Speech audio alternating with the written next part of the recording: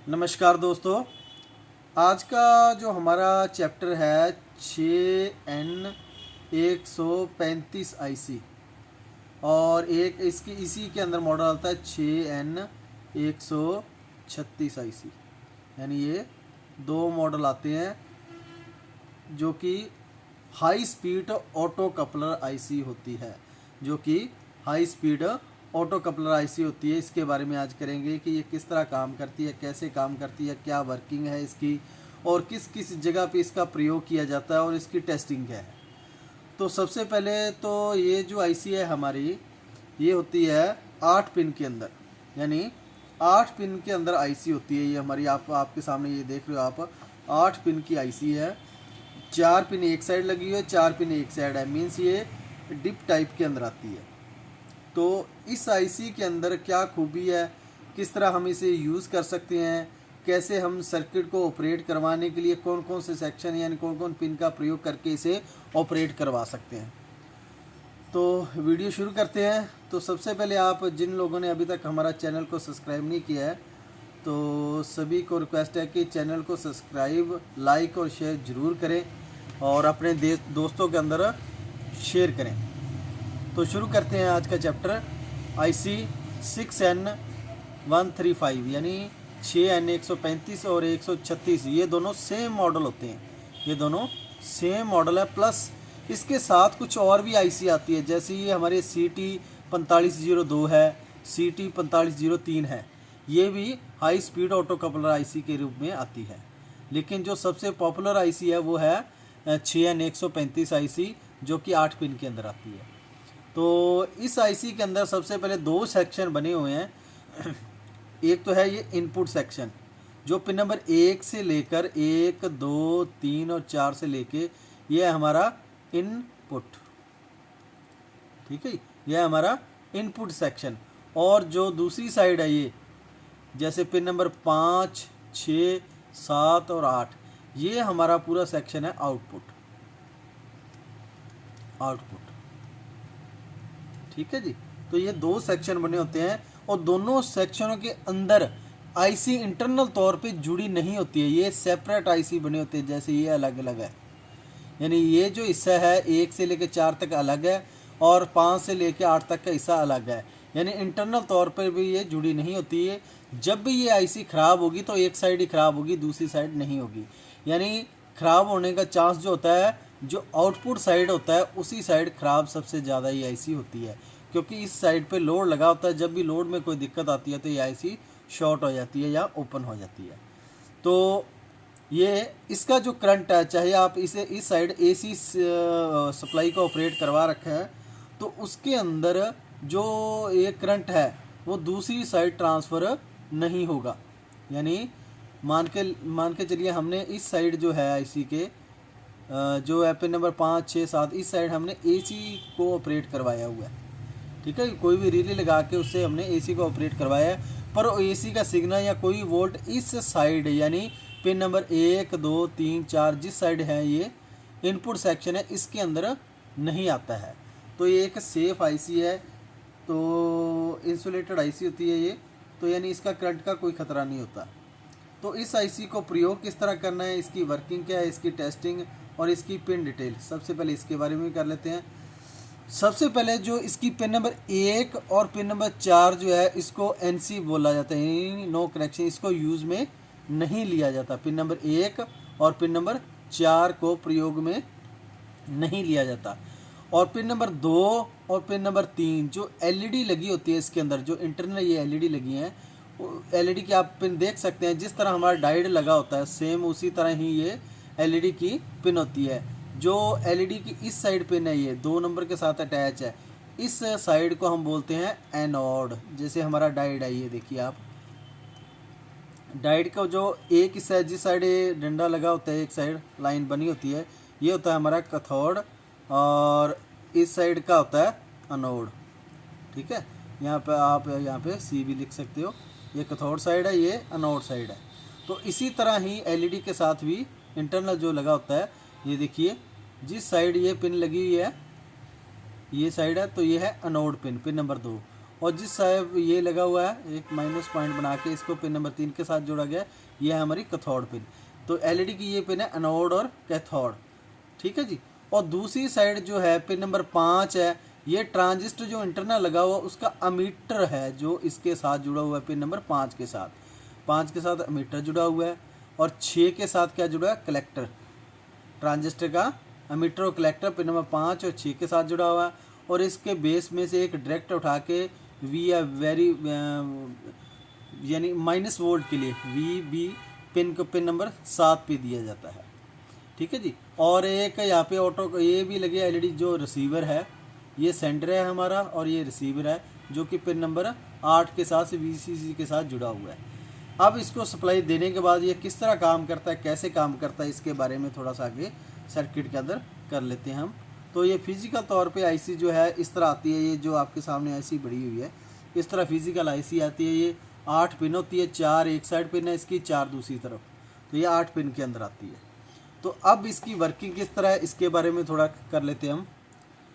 तो ये आपके सामने इसकी पिन डिटेल है जो मैंने बताया। पिन नंबर 1 जो कि एनसी है जिसको प्रयोग नहीं किया जाता। पिन नंबर 2 जो है ये कैथोड की पिन है। पिन नंबर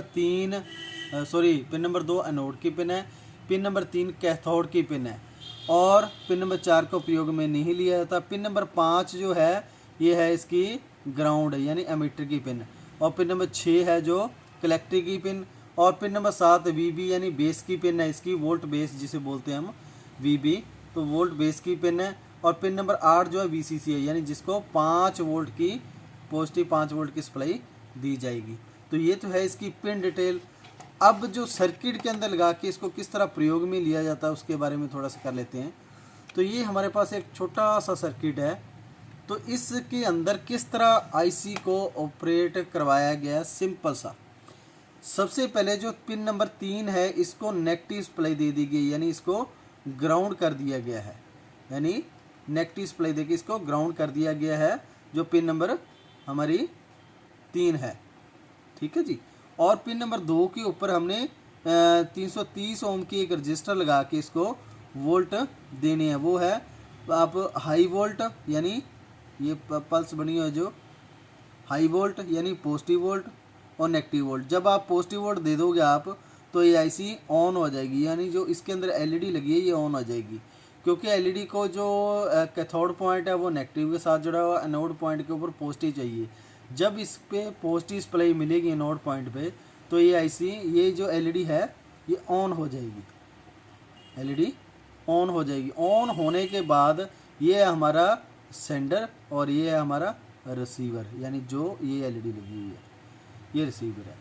तो अब ये काम क्या होगा, जब भी इसको रिसीव पे सिग्नल मिलेगा तो जो पिन नंबर ये ट्रांजिस्टर इसके बेस पे पॉजिटिव सप्लाई जाएगी, क्योंकि ये ट्रांजिस्टर जो इंटरनल ये एनपीएन है यानी एनपीएन है, तभी से 6N यानी एन चैनल बोला जाता है एनपीएन।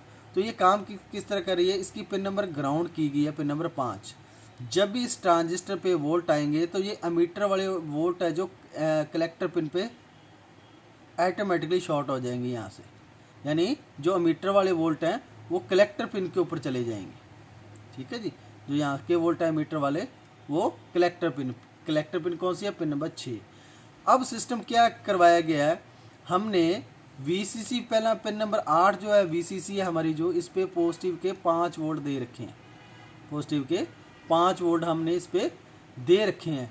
अब काम किस तरह हो रहा है इसके ऊपर, ये 5 वोल्ट हमने इस पे दे दिए पिन नंबर 8 पे, और एक रजिस्टर लगा के 2.2 किलो ओम की 2.2 किलो ओम की रजिस्टर लगा के जो वीसीसी हमारी जो आउटपुट पिन है पिन नंबर 6 उस पे हमने वोल्ट दे दिए हैं पॉजिटिव 4 या 5 वोल्ट।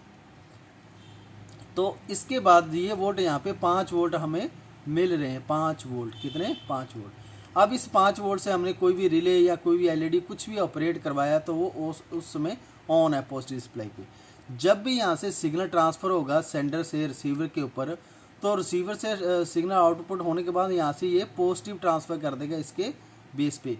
पॉजिटिव मिलने के बाद ये एनपीएन ट्रांजिस्टर जो हमारा ये ऑन हो जाएगा, ट्रांजिस्टर ऑन हो जाएगा। ऑन होने के बाद यानी ये ट्रांजिस्टर जो हमारा है ऑन होने के बाद अमीटर टू कलेक्टर पे ये नेगेटिव ट्रांसफ़र करेगा। नेगेटिव होने के बाद जो पिन नंबर 6 पे पॉजिटिव सप्लाई थी पहले, जब ये ऑपरेट हुआ तो यहाँ पे नेगेटिव सप्लाई आ गई, यानी इसने पॉजिटिव को ड्रॉप कर दिया। यानी इस पिन के ऊपर जो हमारी पिन नंबर 6 थी, इसके ऊपर जो भी वोल्ट थे वो ड्रॉप कर दिए हैं। तो यहाँ पे जो वोल्ट कितने हो गए, 0 वोल्ट। 0 वोल्ट। तो 0 वोल्ट होने के बाद जो भी इस पिन के ऊपर ऑपरेटिंग सिस्टम लगा था, कोई भी आपकी रिले लगी थी, एलईडी लगी थी, वो क्या आ जाएगी, ऑफ। ठीक है जी। तो इस तरह ये ऑटो कपलर आईसी काम करती है। तो ये है high speed auto coupler IC. अब बात आती है इसको चेक करने का मेथड क्या है। सबसे आसान मेथड क्या है, इसको चेक किस तरह हम करेंगे ताकि ये आसानी से चेक हो जाए और प्रॉपरली ये वर्किंग है या नहीं है, ये काम ओके है या नहीं है। तो इसको चेक करने का मेथड बिल्कुल सिंपल सा है, मैं आपको बता देता हूँ। सबसे पहले तो आपने पिन नंबर 2 और पिन नंबर 3 इसको चेक करना है। जैसे हम एक डायोड चेक करते हैं, डायोड का ये कौन सा पॉइंट है, कैथोड, ये कौन सा है, एनोड। तो अब मल्टीमीटर को यहाँ पे ब्लैक प्रो और यहाँ पे रेड प्रो, ठीक है जी। और मल्टीमीटर की जो रेंज है वो बीप की रेंज में आपने सेट करना है मल्टीमीटर को, ठीक है जी। तो अब पिन नंबर 2 के ऊपर कौन सी प्रोब रखोगे आप, रेड। पिन नंबर 3 के ऊपर ब्लैक। जब इसकी रीडिंग आ जाएगी 400-500 करीब आएगी, इसकी 550 या 600 करीब, तो ये ओके है। अगर बीप आ रही है, कोई रीडिंग नहीं आ रही दोनों तरफ भी, तो भी आईसी ख़राब है। अब बारी आ जाती है इस ट्रांजिस्टर को चेक करने के लिए। ट्रांजिस्टर को चेक करने के लिए पिन नंबर 5 और पिन नंबर 6 के अंदर मल्टीमीटर लगाएंगे आप। अगर इसकी रीडिंग एक साइड है, यानी मल्टीमीटर की एक साइड, जैसे फॉर एग्जाम्पल यहाँ पे मैंने रेड प्रो, यहाँ पे ब्लैक प्रो, पिन नंबर 5 पे ब्लैक प्रो, पिन नंबर 6 पे रेड प्रो रखी है, तो रीडिंग आपकी अगर नहीं आ रही है तो प्रो को आपने उल्टा कर देना है, यानी एक्सचेंज करना है, यहाँ पे ब्लैक प्रो, यहाँ पे रेड प्रो। तो वैल्यू आपकी एक साइड, मल्टीमीटर में एक साइड वैल्यू आनी चाहिए। अगर दोनों तरफ आ रही है या बीप आ रही है तो ये ख़राब है। अगर एक साइड वैल्यू आ रही है लगभग 500 करीब, तो ये ओके है। तो इस तरह आप एक ऑटो कपलर आईसी को चेक कर सकते हैं।